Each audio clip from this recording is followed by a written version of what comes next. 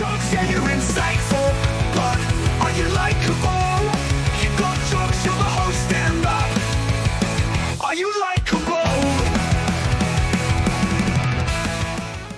But I don't get that into it to where like I'm gonna care too much to keep on picking people up. Like, like I keep track of it. It's like why I don't do fantasy baseball. It's too much for me. It's like Are we recording, by the way? I started, but we'll cut out anything. Okay, I don't know your format. I don't know. Yeah, no. It's like there are dudes that are so fucking committed to they're like my buddy Travis is always just like, all right, so like this guy has had an average of this, and he'll like do the whole Moneyball thing with it, and I'm just like, I don't know what you're doing. No, man. dude, the worst thing in the world is being in a league and then being like on a text chain. Oh, yeah. Because I don't care enough. Yeah, like, and every fantasy football team, like I get it because people got to talk about like when their dues are paid and all that shit. Like there's and people have fun with it, but like I don't care enough. So I always mute that group chat. 100%. That and my family ones. I mute it and I'm like, I don't want to talk about this all day long. I want to look at my lineup once. And then I'll check it again before games to make sure like somebody who is questionable is playing. That's all I want to do. This is a very surface level thing for me. Yes. I don't want to have I don't want to talk about it all week long. Goddamn, like all day long, all week long. Guys. No, dude, I'm a football fan. I'm a sports fan, but I don't have time. I don't want to do that. It's funny because I say like I don't have time because I have a 4-year-old daughter and I'm busy and all this stuff. But then there's other people who are like, yeah, that's why I do it. There's other people that are like, that's my escape. Yeah. And I'm like, pretend football is your escape to your life? Like hiding in the bathroom, setting your lineup is your escape from life. Yeah. I mean, I spend a lot of time in the bathroom, but you're writing comedy. But I have ulcerative colitis. So I'm like, I'm always, my wife she just sent me this like, I don't know. It's like a meme. It was a video, really. It was like about like women who complain that their husbands take too long in the bathroom. Like, I don't understand. The video is like, you're in there for 45 minutes at a time. How's that possible? Do you do this during work? Like, does your boss always wonder where you're like? And it was kind of a funny video, but I'm like, but I'm one of the few husbands that have like a real reason to be in the bathroom. Yeah. Like I've got like an autoimmune thing. Yeah, you got a like, doctor's note. Yeah. Like I submitted to it. I'm like, the note just says still shitting. Yeah. I'm like, I have an actual issue. So like my wife will like lump me in with like other husbands for these complaints. I'm like, no, it doesn't apply to me. It's bullshit. Yeah, it's bullshit. I'm a good dad, Yeah, you just got to go to the bathroom. I'm good. Yeah, I'm good. I'm not a bad dad because I got to take a shit. No, it doesn't. And I've got to take a big shit. Like I'm going to be in there for a while. I don't care what the haters say. You're not a bad dad because you take. The only hater is my wife, by the way. She's like, you're a great dad, but like, why? That's like her one thing. Is like, why are you in the bathroom so long? Like, I don't know what to tell you. Yeah. Maybe. I mean, you think I want to be? You think I want my fucking legs to go numb every day, like clockwork twice a day? You think that's what I'm into that? That's what I live for. It's twice a day. Oh my goodness, dude! I get up in the morning. I'm sure this is exactly what you want to talk about. I get up in the morning and like I pee first thing in the morning because now that's just like an age thing. Like I gotta pee so bad. I pee 100%. For so long. The stream is so long. And my daughter wakes me up with the fucking energy of 1,000 suns every morning at like 6 a.m. And she's this adorable new thing where she screams chugga chugga choo choo into my face to wake me up. I have no idea where it came from. She thinks it's hilarious. I think she likes my face when I'm startled. And so then I go pee. And then like 20 minutes in, as I'm walking around, and I got my coffee going. I'm making her breakfast. As I'm up, everything starts going down. Like my body is like a fucking old hourglass. I'm like, everything's starting to settle down. Yeah. Everything was up here flat and now it's slowly getting down. I'm like, like clockwork every day. And then like, at some point, like before dinner, my body just It prepares for more food, I guess. It is time. The true sign of being a fat ass is like your body knows when to shit to make more room.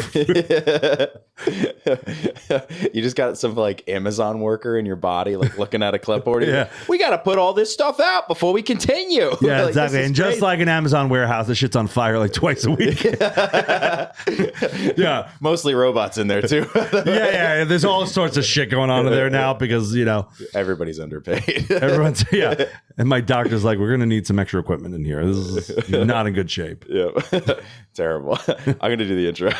Hello and welcome to Likable, a comedy-based podcast where we discuss stand-up comedy from an entry-level perspective. I'm your host, David Stickle, and today I am joined by Carmelo Bongiovi. Hey, you threw in a few extra vowels in there. It's fine. Yeah, well, you know what? I felt like it was appropriate. It was culturally inappropriate is what it was. Was it really? Yeah. It was very offensive to the people of Italy. The hand was too much. It was too much. I mean, you threw extra vowels in there. That's not necessary. I almost gelled my hair for it, actually.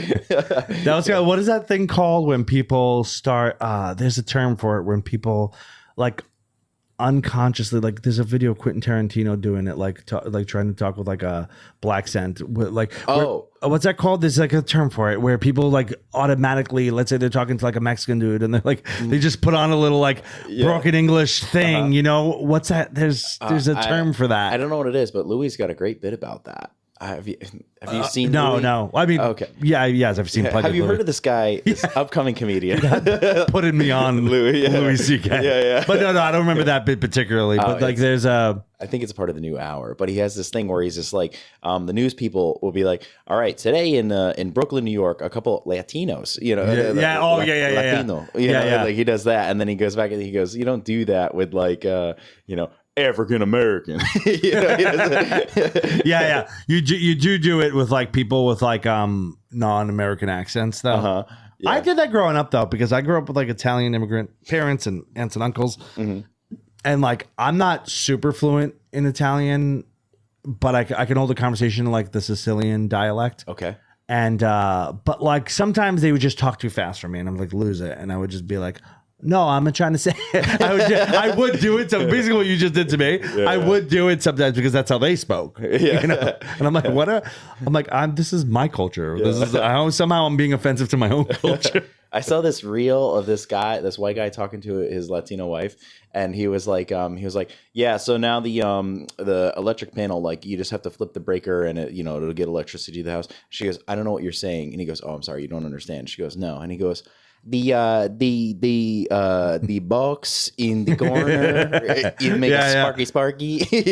And she's like, I actually understood what that meant. That made much more sense. It's a great reel. It's a great reel. When you order like a charcuterie board, do you like say the meats how they're supposed to be said? Yes. Yeah. Yes. Yeah. Because I grew up with my parents are from Sicily. So we didn't like cut off vowels anywhere because that's an Italian American thing. Like, okay. By the way, I just want to point out to your listeners that when I came in, I said, you was like, how's the drive? And you said, oh, you're from Jersey, right? Which is very offensive. It's a very offensive thing to say to like a born and raised New Yorker. You have to say the other half of why I thought that though. Because I'm a fucking dumb guinea. What do you? It's just you're like you're so stupid and Italian that you've got to be from Jersey. There's no way. There's no way you're not because that's where those people come from. But yeah, so I try not to overly what I call the chef Giada De Laurentiis. No. She's like a Food Network chef who she's very Italian, but she'll just be speaking regular, and then she will obnoxiously overly enunciate the Italian words. I try not to Giada it. Like I try not to go like like prosciutto. Like there's no need for all that extra shit in your mouth. But like it is, I will say prosciutto, not prosciutto. Do you mozzarella, not mozzarella or whatever the fuck the Jersey version of that is? Do you ever correct your Irish friends? Like in what way? Well, they're like, yeah, I'm gonna get some prosciutto. Well, I like that you think I have Irish. I don't know. Disgusting. Gross people. So what's the example like of how they would say the thing? Yeah, like prosciutto. Like I'm gonna order some prosciutto. No, that's better. No. Yeah. Prosciutto like that said very whitely, but with all the right letters, is better to me than saying prosciutto, because there's an O. Yeah. And you left off, and to be, it's more important in Italian language to have vowels at the end of every word, because that's the case, than cutting it off. Yeah. That's a completely Americanized thing. You can't get mad at someone for not saying all of the letters the right way, all the sounds the right way, because it's not their culture, but they've said all of the right parts of the word. You know what I mean? Like, you know, when you hear like a bad newscaster do like, they'll do like a bad Spanish word. Like it just sounds, they're saying it funny, but they're saying all the right sounds. It just doesn't, they just don't have the, like the rolling R's and stuff. Yeah, they're being phonetic about it. Yeah. I appreciate that more. Like, what's his name during the pandemic? Fucking Cuomo. No, was it? Yeah, it was Cuomo, right? Wasn't he the one who was like, no, it was, I think it was de Blasio during the pandemic. He was like trying to say, he would just cut into like Spanish words. I love that. That's so good. Yeah. And said terribly, but no, I don't get mad at any of it. I'm not that offended by it, but I'm like, if I'm going to say it, you got to say it with the vowels. The vowels are the most important part. Here we are again. I think I got the noise in last week, and I think the noise is in this week. We will find out on the next episode of Dragon Ball Z. Now, so this is interruptible. Obviously, this is why else would you be hearing me right now? I am I'm recording this a week ahead of time because I'm fucking organized, dude. But I'm assuming the Colonial show went so well. I think they threw flowers afterwards, no tomatoes, standing ovation, obviously, like every show. People were like crying because it was so good. I was like the best on the lineup. That's what they said, not me. A lot of that stuff. So that show went good. But coming up, the following week is going to be, or this coming week, is going to be 11/22. We're going to be a show at Sloop. Please buy tickets to that. It'll be exciting to have that lineup. It's pretty freaking stacked. On 11/29, we got a Krog show. There's no tickets for it. Just come in and enjoy the show, enjoy the comedy. Post Thanksgiving, post Black Friday, and closing out your Cyber Saturday with some Krog comedy, which is always fantastic. 12/1, Threes Brewing in Brooklyn. Sick lineup for that one. One of my favorite comics is going to be on this. You do not want to miss this one. If you're in the area, please buy tickets. I'm probably sharing the flyer and the poster like crazy because it's just what I have to do, I guess. So it's not like you guys buy tickets anyways. I mean, would you consider buying tickets, or what are we doing here? You know what I mean? 12/6, I'm going to go back to New York, this time at St. Mark's Comedy Club for the Comfy Clash, which I said in a previous episode, which I recorded 4 minutes ago. And now I'm doing it again here, but it's a week later for you guys. I'm doing, I probably lost, and it's okay. But it's fine. It's fine. I didn't need this anyways. I'm so dramatic today in the interruptibles because I don't have to do the soft open. On 12/13, we're doing a don't tell. I can't tell you any more about that. All I know is that the lineup is pretty dope. And then on 12/31, we're doing Laugh It Up. Very excited to have another spot at Laugh It Up. Cal is the best. He is. All right, never mind. That's so dumb. I'm not gonna say it. He's the guy. If you don't know Cal, you gotta meet Cal. He's the best. So come check out Laugh It Up. Buy tickets to that. If you don't have anything going on in your New Year's Eve, because if you're listening to this podcast, you probably are a loser. No, hey, you guys are great. You're doing great. I appreciate you. All right, back to the show. Cut it off. It's a bit too much. Yeah, that's you know what? I've never plugged someone's show seamlessly on my show, my podcast, a bit too much. I always have this like a moment, and even the way you just started it when you were like, "Oh, this is the Likable podcast," and you had a whole thing. I don't do any of that. So what I do is I go, my editor, I go, I'm going to need you to record a voiceover in the beginning because I'm never going to do that. So I have a canned, he does like a new intro every time. Okay. And he cuts in the like, you're listening to a bit too much, a show about this, blah, blah, blah. Our guest is this, our topic is this. Because I do one topic an episode. I don't do any of the like preamble shit. And then at the end, I'm always like, all right, well, I'm like wrapping it up. I'm like, wait, hold on. Do you have something to plug? And then I'm also talking to comics who are notoriously bad at plugging their own shit. So they never have it together. They're like, I don't know, go to my site. I'm like, say your site name. Yeah. I send everybody the same thing when they are coming to the show. And I saw that. I sent it, and like it's like in there it says no bathroom, right? And then it's just like everybody shows up. They're like, wait, there's no bathroom. Yeah. I'm like, I put it in bold. Like, which, to be honest, when you're doing someone's podcast, the most important things are not like what we're talking about. The most, because a comic could pretty much just go. It's like, what are they going to eat? What are they going to drink? Where are they going to pay? What's going to not put them in a bad mood to get cranky comic? Like, yeah. We need them lubricated and full so that they can. And that doesn't have to sound as sexual as it does. But it did. Unfortunately, you need comics to be less cranky. How long have you been doing stand up? Sorry, I just realized I'm asking quite because I'm so used to doing my own podcast. That's fine. How long have you been doing stand up? I've been doing it for a year and a half. How about you? It makes sense because you're so nice. But like I'm gonna do the over. You're a betting guy. Like I'm gonna do the over under on when you become this. Okay. It's not. I mean, this is 20 years. This weathered face is 20 years in. 20 years in comedy. But yeah. From on and off, but like first time on stage 20 years ago. Okay. And but I'm trying to think of like what I'm a pretty cynical, cranky person. But I want to say you are a nice guy. You seem very nice. You always seem pretty. I mean, the name of your podcast is Likable. Like you're used to being. People call me. Sometimes. Yeah, you're a likable person. Yeah. It might be a little bit condescending sometimes when people say it. But that's actually the first time I thought it was condescending. I think people mean it with you. Yeah, I think if people say it about me, they're being sarcastic. Like, oh, he's a great guy. Yeah. Yeah, he's real funny. They usually do that with me. They're like, oh no, you're funny. Yeah. People do it with like whether or not I'm nice for sure. People are like, oh yeah, it's joy. Yeah.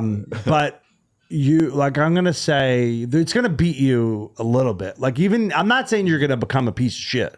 Okay. You don't just become this, but it's a little bit of a Bane born in the darkness thing. But you will get crankier. You will not be as nice if you continue to do it. You will become increasingly cynical. I'm gonna say somewhere around, just because you're so nice, I'm gonna give you a little more than I would give most people. Okay. I'm gonna say 5 years. All right. Is going to be when people are like not always wanting to be around you. Okay. Not always wanting to be like, they're going to fucking be like, I don't know about David. I mean regular people. I don't mean comics. Okay. Comics. That's the more already cranky happening. you get. That's already happening. With regular people? Oh, dude. Yes. With civilians? Yes. With the regos. Yeah. So I've been working in a small business for a long time. I've been managing for a long time. And I've already been like that with that kind of stuff. So now I just like I've already lost all my friends. So like now that I started comedy, they're like, that's exciting. We still don't want to talk to you. Well, you'll lose friends based on your schedule. Oh yeah. That is gonna happen. The more work you get, the more other people who were in your life before you got into it are gonna go, all right, now I got to do. But you're like never around anymore. And you get that thing. Yep. And here's my advice on that. If it's women in your life, you have the conversation. You got to deal with it. When it's men in your life, you just cut them off. Yeah. If a guy is saying to you, I need more of your time, get the fuck out of here. You don't get you get me when you get me. That's how I'll show up, and I'm talking about people you can even be close. Yeah, you truly like love and appreciate their time. The second that happens, I'm like, I don't ever want to see you. Yeah. Bro, I need you to sit down. All right. Cause like you're just not around enough. You're not dropping enough info in the chat. I had this conversation with my podcast co-host, Ken Crancy's like about like that happening to him in his life. And I'm like, the second guys start doing that to me, because it did happen to me when I was really young. Partially, I had like, I was dating someone and I was doing stand up, and I just was all of a sudden and starting college, and it was like, or not starting college, but I was like in college, and all of a sudden I was around like 85% less than I was, like out of nowhere. Everything and like 2 part-time jobs. I was just hustling, you know, and I got that from those guys that I grew up with, and I didn't realize that this would become what I do from now on. But I just was like, all right, this is too much for me. I don't want this anymore. I love you, but I don't want to talk to you ever again because this is annoying.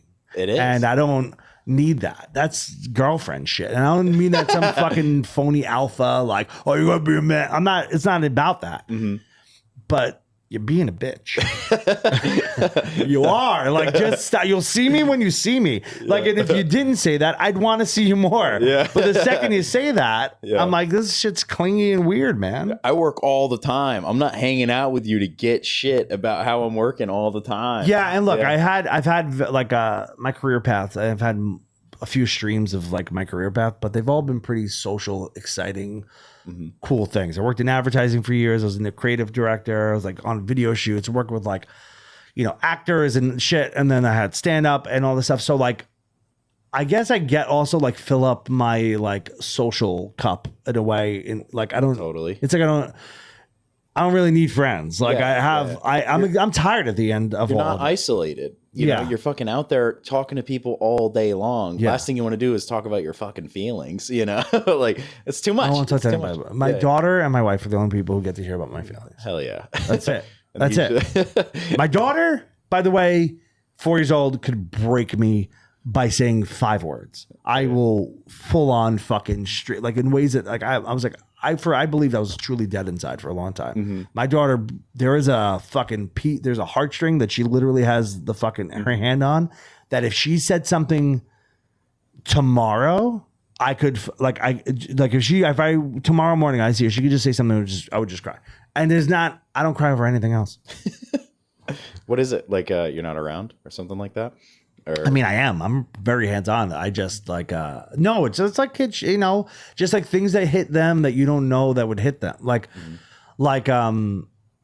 for coming out here tonight, she was like, I don't want you to go.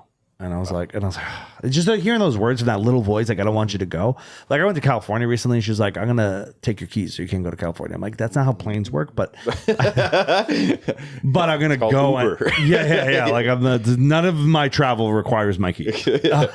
But, you know, she hit me with, I was doing a show one night, and Joe was like, I got to go. And she was like, why? And I said, because it's work. And she said, what's more important?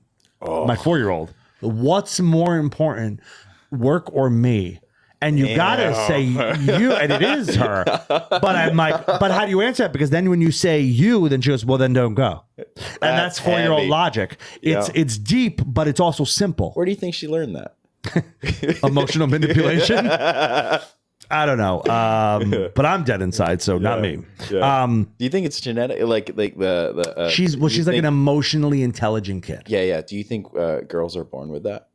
Like that? I think to it. Yeah. I think so. I think like I watch all these 4-year-olds. That sounds fucking terrible. That's just outside of a school. Actually, like, doesn't have a kid. Yeah.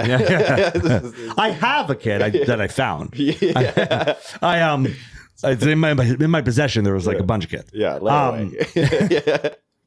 But like, you know, I watched my daughter and like all of her friends and cousins and stuff, and all the boys are just ramming their heads into shit, and all the girls are they're all doing that to a degree, to varying levels. There's like every kid's different, but like the girls are doing that to their parents for sure. Like at that age, they're already like going to them and going like, you know, you hurt my feelings when you said this. Where you can't. The boys don't articulate things till they're like 48. Yeah. You know what I mean? Like most grown men can't bring that to you. You know what I mean? And then to be fair, I'm the guy who's like, when you do as a grown man bring that to me, I'm like, I don't want to be your friend anymore. We just said that. Yeah. I did just also say I shut people off emotionally. Yeah. But no, dude, my daughter, I'm like big on trying to not do things my dad did, right? And so I don't hit her. I'll never hit her. I try not to yell at all. But sometimes, you know, what I think is yelling and what she perceives as yelling is different, because I'll be like, if I put a little bass in my voice, I'm like, don't do that. because you're going to hurt yourself. That's yelling to her, right? So I got mad. I was like very frustrated. She wasn't listening. It was just like she was just having a big 4-year-old fucking day. Like, because you forget that these kids, even though they could have a large vocabulary at some point, but they're still like, they're still kids, right? So like emotionally, they still gonna have tantrums and all this stuff. So I'm like, I'm having this conversation with them. Like, I need you to listen. I really need you to listen. And at some point, I probably raised my voice more than I like normally do. I wasn't like berating her, but I definitely raised my voice a little bit. And I'm putting her to bed, and we're laying there. Dude, this one, I could cry literally telling you the story. She goes. And I'm like, I love you. And I'm like, good night. You know, we have this little thing. We tell stories and stuff. We have this little thing between us, like our little things that we do at night. And then she goes, are you mad at me? I said, no, I'm not mad at you. I'm sorry I yelled before. And she goes, when you yell at me, I feel like I'm not as loved. Dude, I fucking sobbed in that bed. I couldn't even hold it back.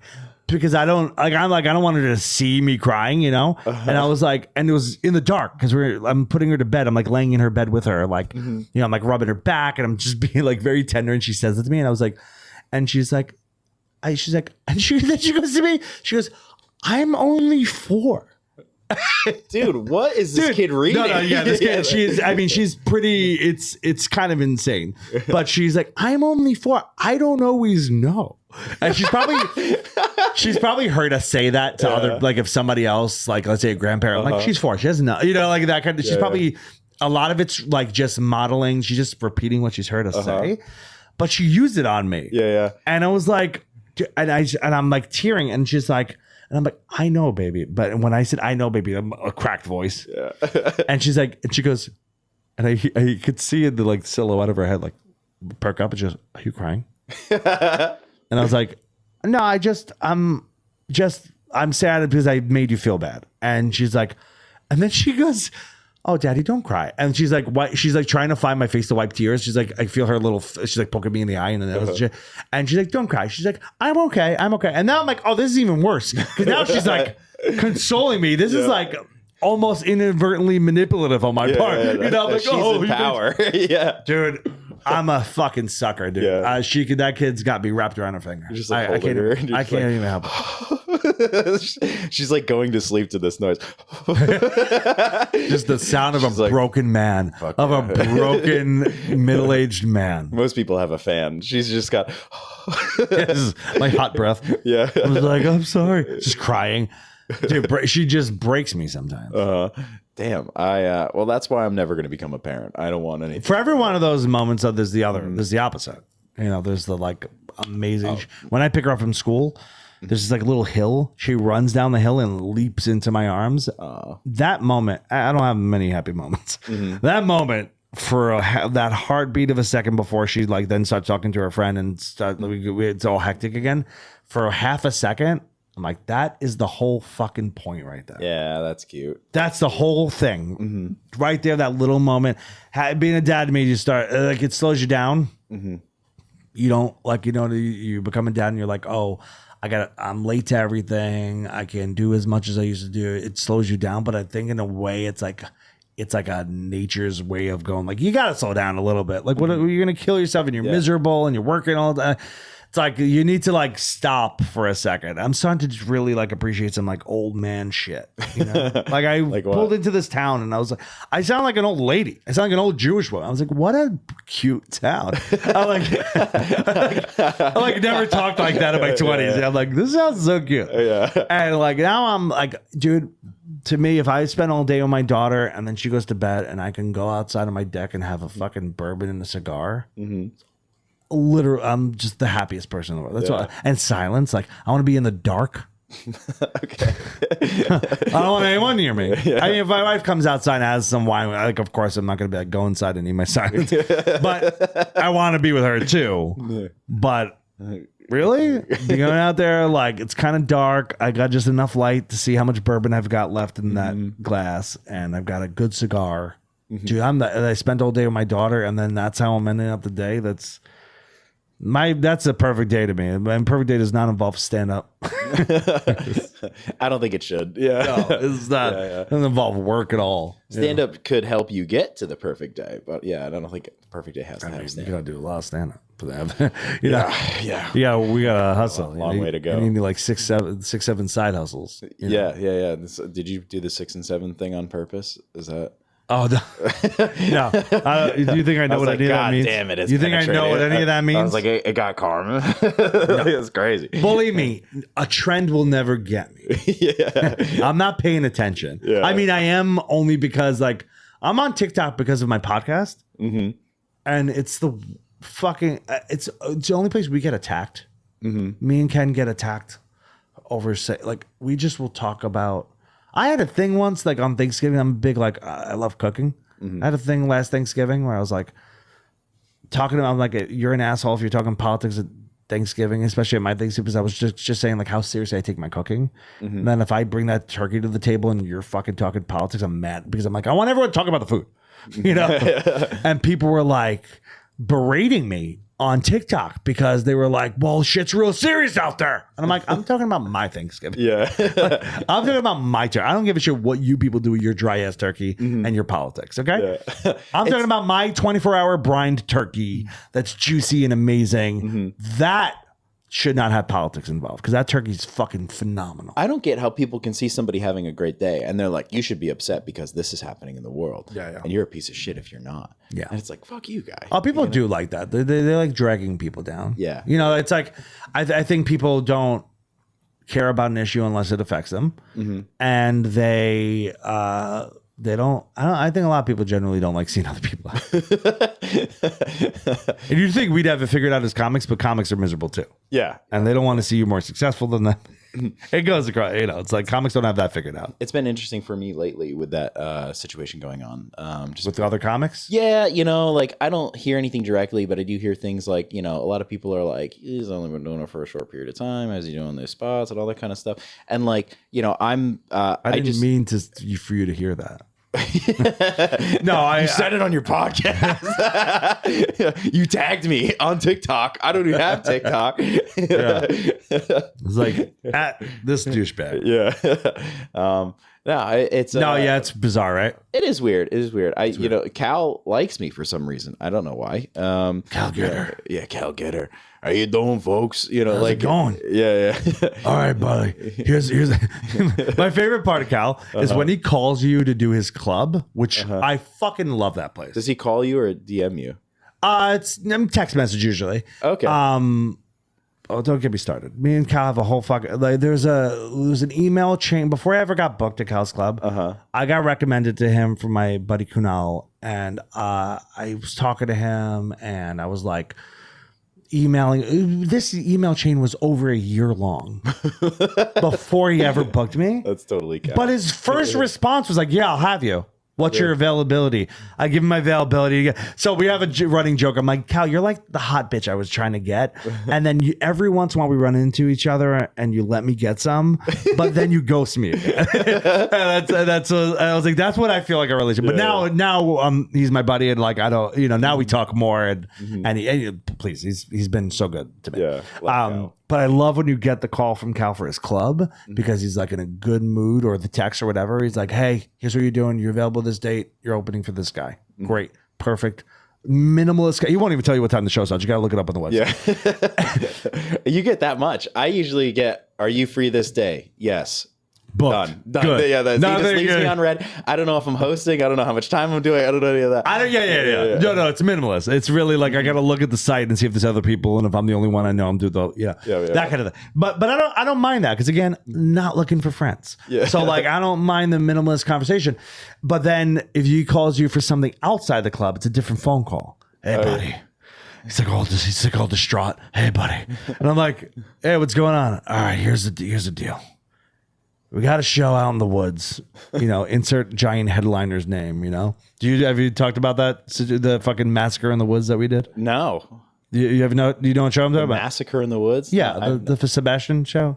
Oh, no, on the show? Yeah, have you talked about this at all? Oh, no. Yeah, I don't I talked to Kevin a little bit about it. Yeah, mostly just Kevin about, Ludlow. Yeah, mostly just about the parking situation because he parked outside. I was saying, not disaster. The Sebastian show was great. Yeah, our show, different story. Yeah. So, when he calls you for something like that, he's like, "Hey, but Sebastian's." He's all exhausted. I'm like, "Oh, you're out of breath," and I'm like, "He's like, Sebastian's doing the show," and I'm like, "Fucking dope. That's great." Yeah. And he's like, no, listen. He's all exhausted. He's like, here's the problem. And then he runs you through the details, and you're like, and I was still like very positive about it. I'm like, you know what, dude? It's great. Because the deal was, I guess we should probably explain it a little bit. Sebastian Maniscalco's got the show at Bethel Woods, big headline show on the main stage, original Woodstock site. Yeah, that's where I met you. Yeah, that's right. And so we've been in tough circumstances because then we had this like pre-show, which sounds great, but we weren't on the main stage. The main problem was that 6,000 people went to go see Sebastian, and 0 of those people knew that there was a pre-show. 6,000 people, 0 chairs for where we And by the way, this is not Cal's fault because it wasn't his thing. No. He was asked to book comics. It's not his. It wasn't his. Like Cal knows how to promote. Yeah, I've seen it. He's actually fucking phenomenal promoter. Yes. But he was like partnering with the venue on this, and no chairs.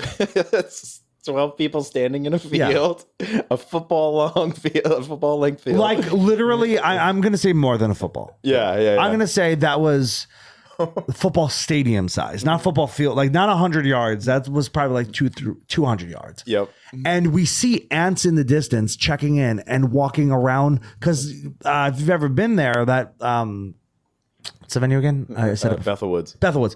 It's got like a village, like with like beer vendors and food and stuff, like around the like once you go in, you go around this long path. That long path is not near where the side stage is. It's almost like they built the sidewalk so they could avoid, like the sidewalk was avoiding us.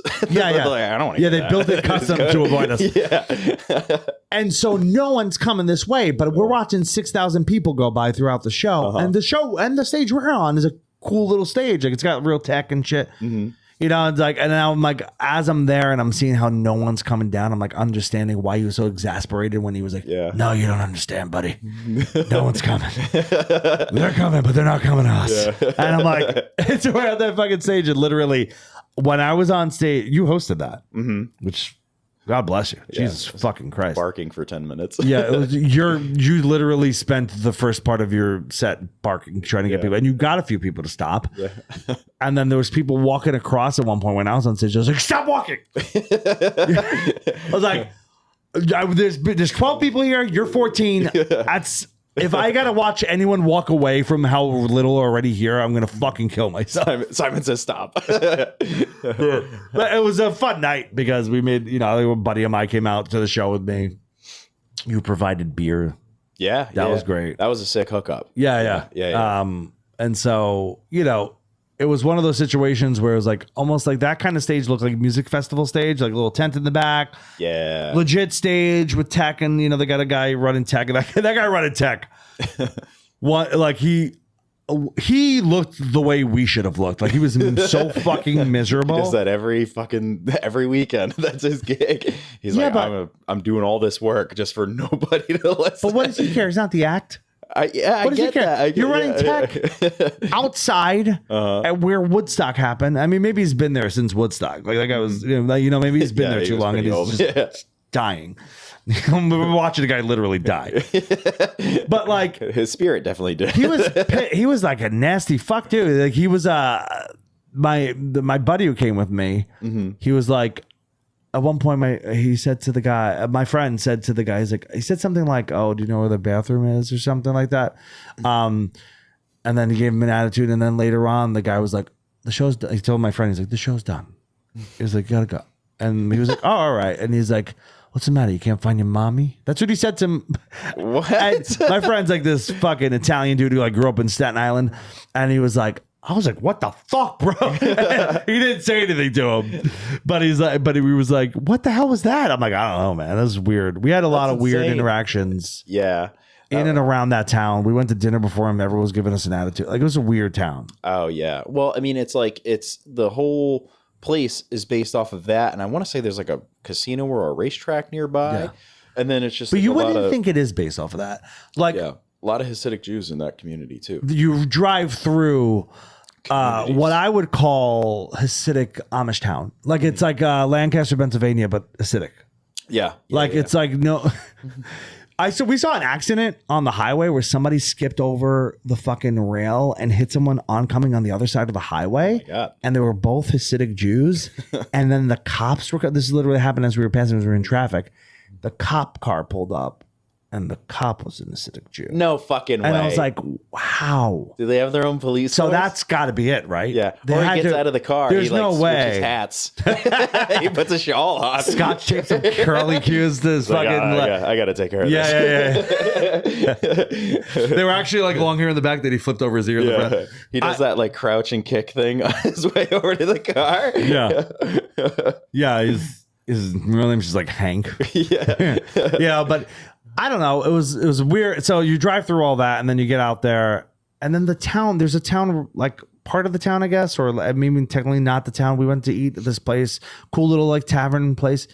The whole time we get in there, they're like, "You can't stand here. You got to stand there." They were like giving us an attitude. I got an attitude when I was going to the bathroom. We got an attitude for staying at the table too long, even though we were ordering more food and drinks. Really weird thing. It's like one of those towns that happen in northern New York where you're like. It's made up of like townies, like local people, and meth heads. Yeah. Do you know what I mean? Totally. That's a thing up here. Yeah.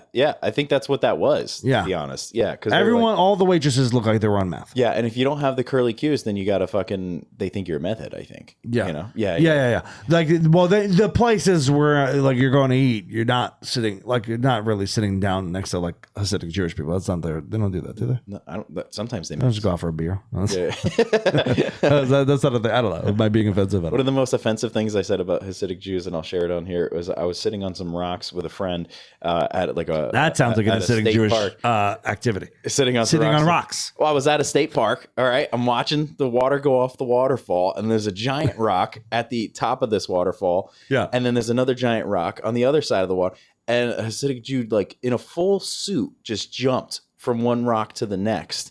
And I looked at my friend. I was like, "Did you know they can jump that far?" Because it was crazy. They were in a full. Because they're in like black shoes. Yes, they're dress shoes and full suit, a scarf. It's 95 degrees outside. Yeah. What are you doing? That is crazy. It blew my fucking mind. Actually, I still think about that. I was just like, that kid had a shot at the league.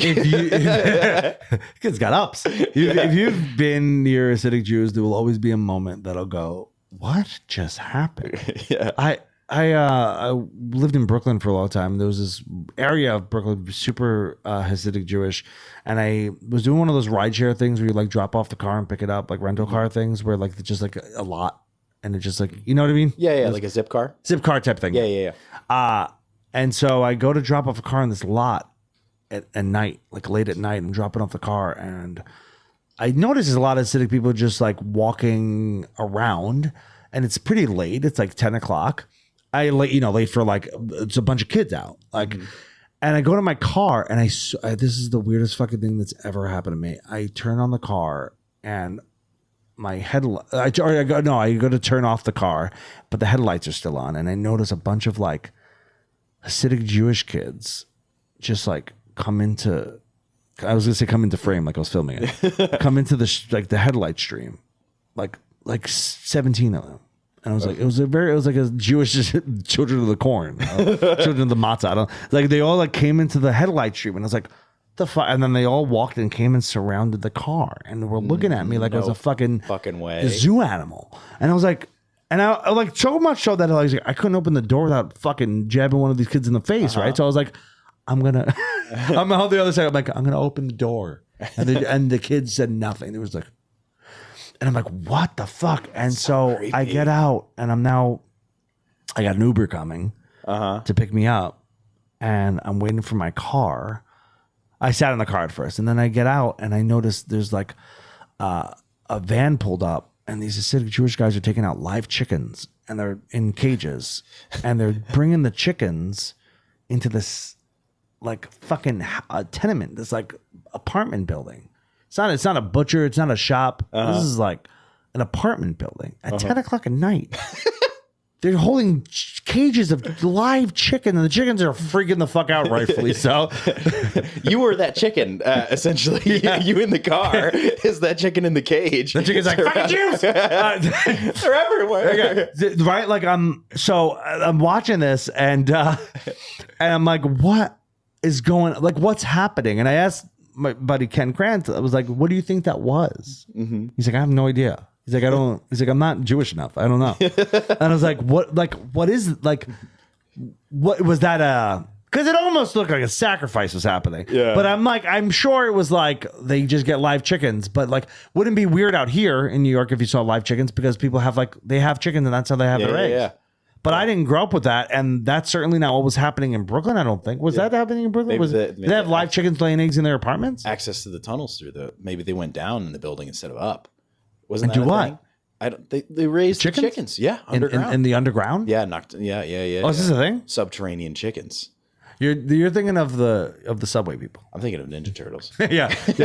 You're thinking of the people that live in the subway, like the fucking troll people that live underground in New York and never come out. There was a thing where the Hasidic Jews were building tunnels in the city, I think. Oh, yeah? Yeah, I think so. You didn't see that news article? No, it was a stereotype for a while. They dress like ghosts, so they scare me. I was driving to do a show at a park, and it was like a late night show at a pavilion in a park, and I had to drive through a Hasidic like a camping area. Yeah. And I'm going through, and then like the whole time I'm just like, and I had no service. I don't know why, but my brain's like, I've got no cell phone service. My car's gonna break down. And like I'm just driving past these like camps, and they've got like these crazy high like chain link fences. And then I look in, and there's just like silhouettes of ghosts. And I'm just like, I'm not getting out of the car. Like you got out of the car. I had to get out of the car. I'm staying in the car until sunlight. It's also like, I mean, as weird as it was, and it felt creepy. Mm-hmm. I grew up in Queens. Like that's not who's gonna hurt me. Who is gonna hurt you? And we're racist. No, I'm just saying, like, you don't. I'm not saying another culture specifically. I'm just saying, like, there is. Imagine though. No one. We're gonna add consonants at the end of this one. Listen, I'm just saying that you've never heard. You're taking it the wrong way. You're racist. Yeah, I know. No, here's what's happening. No one's ever. I've had a lot of friends who've been beat up. I've been jumped on the subway. Mm-hmm. I've grew up with some weird shit. I never once has someone be like, I got fucked up by this Hasidic Jew. Like this group of Hasidic Jews jumped me and fucking took everything I have. Like it's never happened. Yeah. It's never happened. That's not a violent group of people. That's true. I've never seen them do anything violent. So, there's certain cultures who are, this is like, I don't know if this is racist or like anti-racist or like reverse racist or whatever. Mm-hmm. There's certain groups of people who just don't scare me. Do you know what I mean? Like if I'm walking through a neighborhood and there's just like a bunch of like, even if they look like they're rambunctious, a bunch of like young Asian dudes, I'm fine. I'm not worried. No, I agree. Cause like if what surrounded you was a group of Caucasian men in tank tops named like Trey. Yeah. I'm not getting out of the car either. Cause no. That guy's That's what I'm saying. Fuck me it's up. Not about one culture being scary, but there are definitely safe cultures. Yeah. Like there's definitely like, I'm not scared of 20, even if they're angry, 20 young Chinese dudes. I'm not scared, and maybe I should be because they're angry. Yeah. In this hypothetical situation, but they're probably right. They can definitely kick my ass. Definitely equipped to be right. No, I'm not saying I want to take them on. I'm not saying it's an easy fight. I'm saying they're just not going to attack me. Yeah. They're not going to jump me. No. And Hasidic Jews are not going to jump you. Mm-hmm. They're just not. Those kids. I was more worried about like being perceived as like I don't know. You have a thing when you're like a grown man. You're just like, I don't want to be looked at as weird. Like I'm gonna get out and like start pushing these kids away. I was like, who's that guy pushing a bunch of kids around? Like that's what I'm worried about in that situation. I'm like, they're kids.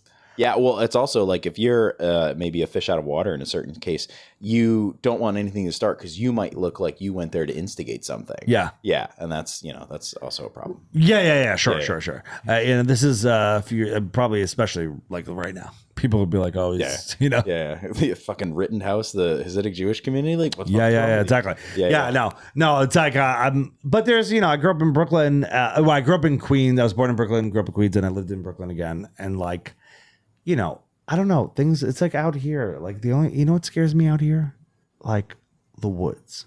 Mm-hmm. That's what scares me. Like I could walk through what is considered to be bad neighborhoods in the boroughs. I'm like, that's not that scary to me. Mm-hmm. And most of the time, this is as dressed up as I get. Most of the time I look like shit. Like I'm like in a hoodie and a hat and my beard's straggly, and I don't look like someone you want to talk to. Yeah. So and not that I look scary, but I don't look friendly. Mm-hmm. And so I'm not really scared in like what are considered bad neighborhoods. That doesn't scare me. What scares me is like a fucking peace and quiet in the woods. Like animals scare me. Yeah, well, you can talk to a person. You can't reason with an animal. Absolutely. Yeah. I know, like, I like a angry dude. I know there's only so many ways he could attack me. And I know all those moves. Yeah. He could punch me, kick me, or bite me. Or he's got a weapon. Yes. Right? That's a different story. But without a weapon, let's say. There's only a few attacks that humans have. Mm-hmm. And I'm pretty well versed in those attacks, and I can hold my own.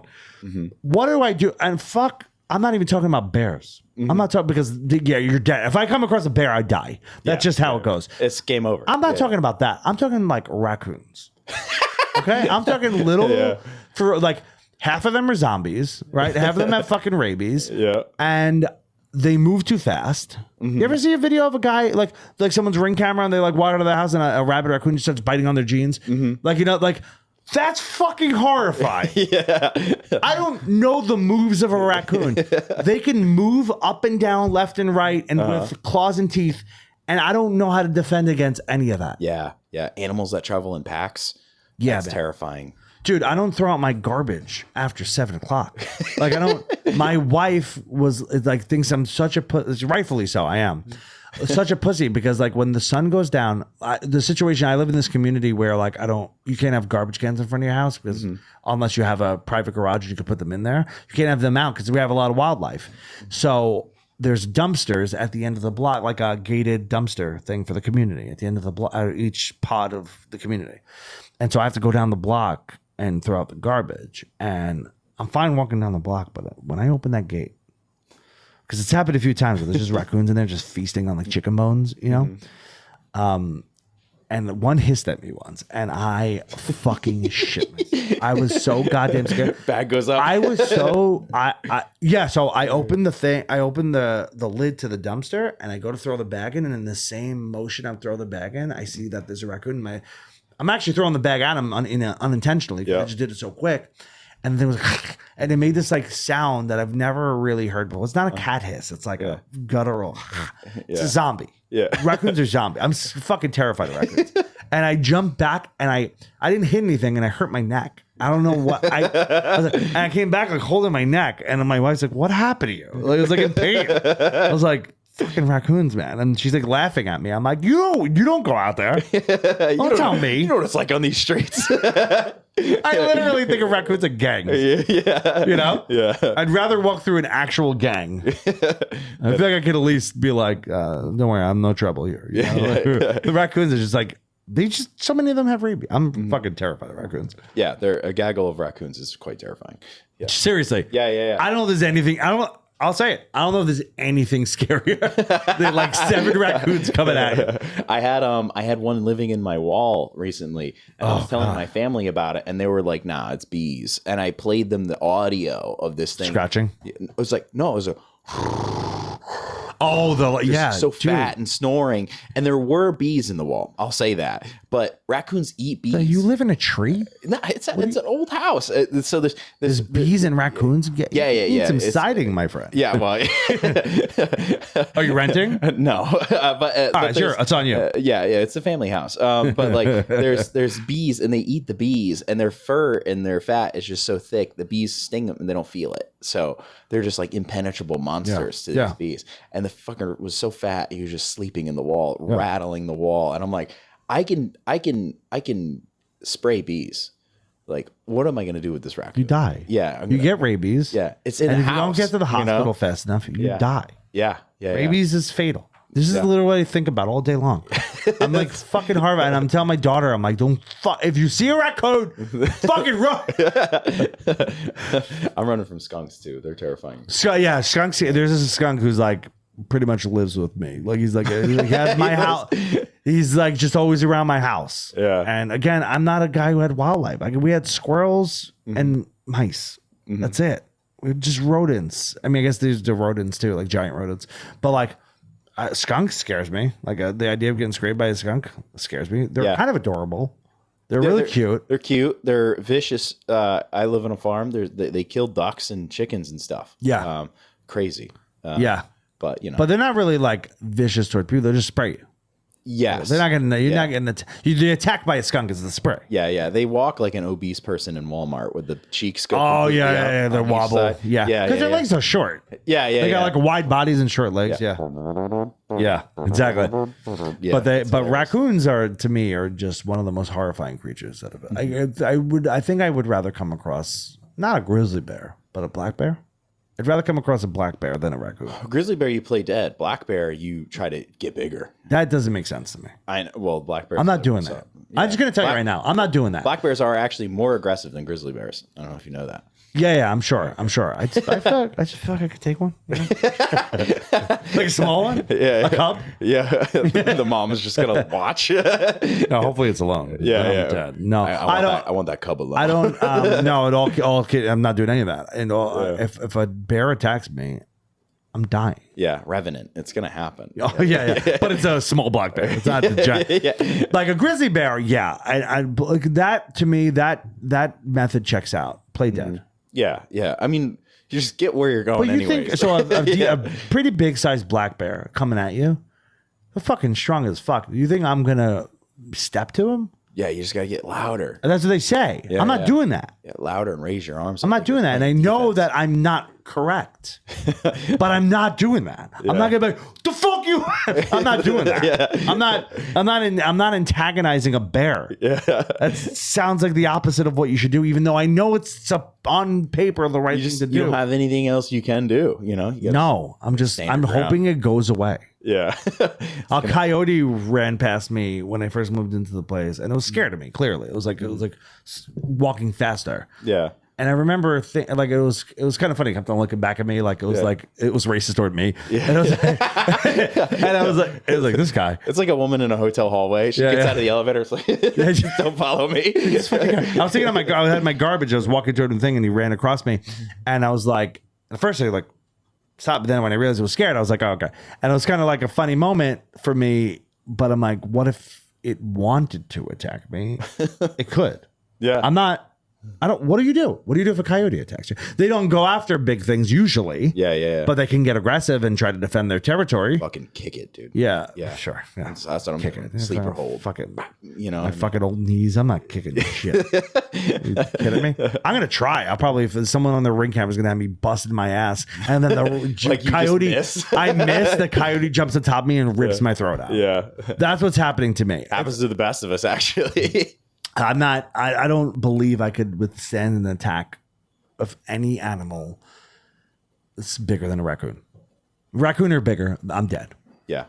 Rabies or they maul me. I'm like, dude, a fox. If a fucking rabid fox bit someone in my neighborhood, this happened, and then they had to go get like rabies. It was like an old couple. It's the worst. And then they came and they just lit the thing. Like the fucking cops came and just shot it 17 times. But it was rabid, so it was dead anyway. It was a death sentence anyway. Yeah. But I was like, I was thinking about. I couldn't sleep. I was like, this is just gonna be rabid fox. Like I don't even know what a fox. Remember when the "What Does the Fox Say" video came out? And the whole thing is like, what are the sounds that they even make? No one knows anything about a fucking fox. They're so elusive. But fox just decides to. I almost hit one that was like a fucking. It was so big. Driving. I'm like, if that attacks me, I don't have a defense. They're really smart. So like they were fucking with our chickens. And our chickens are like used to dogs. Yeah, smart as a fox is like a thing. Yeah. So the chickens are used to dogs, but they see the dogs like always just kind of lay on their back, right? Yeah. With their belly scratch. So the chickens were walking towards the fox because it was presenting its nipples, right? And the chickens are like, oh, okay, that's a dog. It's like, no, you idiots. like that's not a dog. Chickens are fucking stupid. So stupid. They deserve to be eaten for every meal. Working on material about it. About dumb chickens? Yeah, we have to get to the show. Are you excited to meet this guy? Do you think he's going to stay in character the whole time? I hope not. No, I'm kidding. I hope not before the show. After the show, go ahead. Yeah. But man, no, you know what though? To be honest with you, I don't know, because like that, I would imagine requires a little bit of a method approach. You know, like a method acting approach. Like I can't snap into something that quickly. You know, I've got one mode. This is a cranky Italian dude. Yeah. People think is from Jersey. So no, I don't know. He seems nice. I was messaging him a little bit because I was to see if he wanted to come on my podcast, and so I was messaging back and forth with him a little bit. He seems like a nice guy. I don't even know. This is one of those weird moments of comedy. I'm like, I don't even know how I got booked. Yeah. I don't even actually know. I mean, they reached out, and I was like, great. Yeah. Cool. And I know he is, so I was like, okay. And I'm, excited to meet him and whatever. But I was like, it was one of those weird things where I'm like, did someone recommend me? I don't even know how this came about. So the agent told me that the agent found me through just like researching Poughkeepsie. Yeah. And I'm like, it's weird that I pop up for Poughkeepsie because there's a lot of Poughkeepsie comics. Yeah. But it must have just been like a laugh it up thing. Are there a lot of Poughkeepsie comics? I think if there's a lot of Poughkeepsie comics, I'm annoyed. There shouldn't be a lot of Poughkeepsie comics. Can't be. They can't be. Yeah. I mean, if there is more than 6 Poughkeepsie comics, I think I'm literally mad. I want to say because it's too small to have that many comics. I'm going to count it in the car. There might be 5. Yeah. Okay, that's a reasonable amount. Yeah. I don't know if I count though, because I'm 20 minutes north. You're not really, but you do. Yeah. But you work Poughkeepsie. Yeah. And maybe I'm assuming that's how I came up too. Perhaps posting like laugh it up stuff. Yeah. I'm assuming so. I didn't know. I was like, did someone recommend me? Did Cal recommend me? Did you? Like, I was so confused. I was like, because it was just random. You know what I mean? Yeah. But I was happy. I'm glad to do it. You know, the venue seems cool. Does I'm curious to see how it'll go. Like, I've heard that the venue is struggling. We're also competing with a Bills game right now. I don't give a shit. Me too.